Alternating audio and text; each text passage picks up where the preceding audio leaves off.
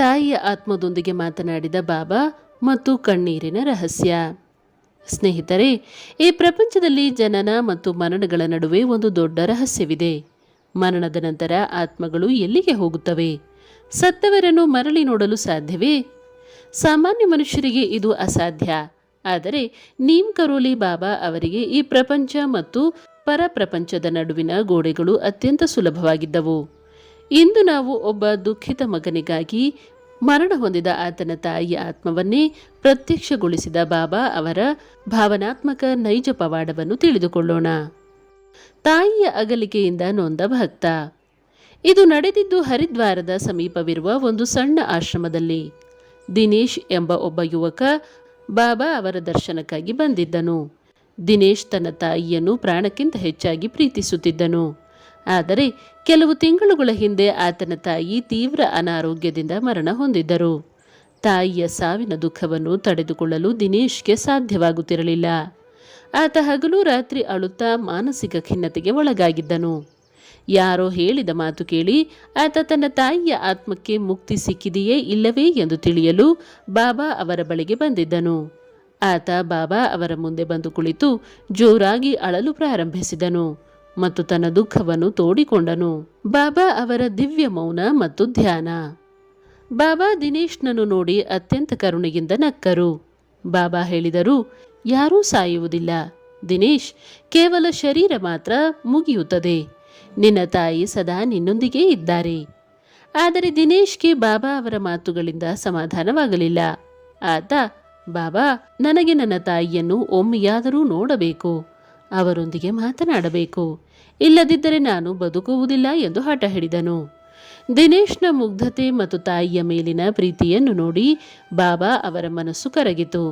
ಬಾಬಾ ಆಶ್ರಮದ ಕೊಠಡಿಯೊಂದರ ಬಾಗಿಲನ್ನು ಮುಚ್ಚಲು ಹೇಳಿದರು. ಕೊಠಡಿಯೊಳಗೆ ಕೇವಲ ಬಾಬಾ ಮತ್ತು ದಿನೇಶ್ ಮಾತ್ರ ಇದ್ದರು. ಬಾಬಾ ದಿನೇಶ್ಗೆ ಹೇಳಿದರು, ನಿನ್ನ ಕಣ್ಣುಗಳನ್ನು ಮುಚ್ಚಿ ಶಾಂತವಾಗಿ ಕುಳಿತುಕೋ. ನಾನು ಹೇಳುವವರೆಗೆ ಕಣ್ಣು ಬಿಡಬೇಡ. ನಂತರ ಬಾಬಾ ತಮ್ಮ ಕಂಬಳಿಯನ್ನು ಸಂಪೂರ್ಣವಾಗಿ ಮುಚ್ಚಿಕೊಂಡು ಗಾಢ ಧ್ಯಾನಕ್ಕೆ ಜಾರಿದರು. ಕೊಠಡಿಯಲ್ಲಿ ಪ್ರತ್ಯಕ್ಷವಾದ ತಾಯಿಯ ದರ್ಶನ. ಸ್ವಲ್ಪ ಸಮಯದ ನಂತರ ಆ ಮುಚ್ಚಿದ ಕೊಠಡಿಯೊಳಗೆ ಇದ್ದಕ್ಕಿದ್ದಂತೆ ಹವಾಮಾನ ತಂಪಾಯಿತು. ಮಲ್ಲಿಗೆ ಹೂವಿನ ದಿವ್ಯ ಸುಗಂಧ ಇಡೀ ಕೋಣೆಯನ್ನು ಆವರಿಸಿತು. ಬಾಬಾ ದಿನೇಶ್ಗೆ, ಈಗ ನಿಧಾನವಾಗಿ ಕಣ್ಣು ಬಿಡು ಎಂದರು. ದಿನೇಶ್ ಕಣ್ಣು ಬಿಟ್ಟು ನೋಡಿದಾಗ ಆತನಿಗೆ ತನ್ನ ಕಣ್ಣುಗಳನ್ನೇ ನಂಬಲು ಸಾಧ್ಯವಾಗಲಿಲ್ಲ. ಬಾಬಾ ಅವರ ಪಕ್ಕದಲ್ಲಿ ಆತನ ಸತ್ತ ತಾಯಿ ನಿಂತಿದ್ದರು. ಅವರ ಶರೀರದಿಂದ ಒಂದು ದಿವ್ಯ ಬೆಳಕು ಹೊರಹೊಮ್ಮುತ್ತಿತ್ತು. ಅವರು ದಿನೇಶ್ನ ಕಡೆ ನೋಡಿ ಅತ್ಯಂತ ಪ್ರೀತಿಯಿಂದ ನಗುತ್ತಿದ್ದರು. ದಿನೇಶ್ ಜೋರಾಗಿ ಅಮ್ಮ ಎಂದು ಕೂಗುತ್ತಾ ಅವರ ಕಾಲಿಗೆ ಬೀಳಲು ಹೋದನು. ಆದರೆ ಆಕೆಯ ಶರೀರ ಕೇವಲ ಬೆಳಕಿನ ರೂಪದಲ್ಲಿತ್ತು. ಆ ತಾಯಿಯ ಆತ್ಮವು ದಿನೇಶ್ಗೆ ತಾಯಿಯ ಧ್ವನಿಯಲ್ಲೇ ಹೇಳಿತು, ಮಗನೇ, ನಾನು ಚೆನ್ನಾಗಿದ್ದೇನೆ, ನನಗೆ ಮುಕ್ತಿ ಸಿಕ್ಕಿದೆ. ನೀನು ನನ್ನ ನೆನಪಿನಲ್ಲಿ ಅಳುವುದನ್ನು ನಿಲ್ಲಿಸಿದರೆ ಮಾತ್ರ ನನಗೆ ಅಲ್ಲಿ ಶಾಂತಿ ಸಿಗುತ್ತದೆ. ನೀನು ಚೆನ್ನಾಗಿ ಬಾಳಬೇಕು. ಕಣ್ಮರೆಯಾದ ರೂಪ. ಕೆಲವು ನಿಮಿಷಗಳ ಕಾಲ ಆ ತಾಯಿಯ ಆತ್ಮ ದಿನೇಶ್ನೊಂದಿಗೆ ಮಾತನಾಡಿತು. ದಿನೇಶ್ನ ಮನಸ್ಸಿನಲ್ಲಿದ್ದ ಎಲ್ಲ ಗೊಂದಲಗಳು ಮತ್ತು ದುಃಖಗಳು ದೂರವಾದವು.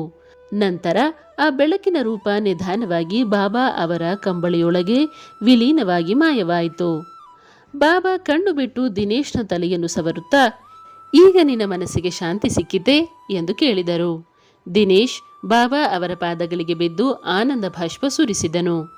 ಆತನಿಗೆ ಅರಿವಾಗಿತ್ತು, ಬಾಬಾ ಅವರು ಕಾಲದ ಚಕ್ರವನ್ನು ಮೀರಿ ಪರಲೋಕದಿಂದ ತನ್ನ ತಾಯಿಯ ಆತ್ಮವನ್ನು ಮರಳಿ ಕರೆತಂದು ತನಗೆ ದರ್ಶನ ಮಾಡಿಸಿದ್ದರು. ಸ್ನೇಹಿತರೆ, ನೀಮ್ ಕರೋಲಿ ಬಾಬಾ ಅವರು ಕೇವಲ ಜೀವಂತವಾಗಿರುವವರ ಕಷ್ಟಗಳನ್ನು ಮಾತ್ರ ಪರಿಹರಿಸುತ್ತಿರಲಿಲ್ಲ, ಸತ್ತವರ ಆತ್ಮಗಳಿಗೂ ಮುಕ್ತಿ ನೀಡುವ ಮತ್ತು ಭಕ್ತರ ಅತ್ಯಂತ ಕಠಿಣವಾದ ಆಸೆಗಳನ್ನು ಪೂರೈಸುವ ಕರುಣಾಮಯಿಯಾಗಿದ್ದರು. ಜೈ ಮಹಾರಾಜ್ ಜಿ.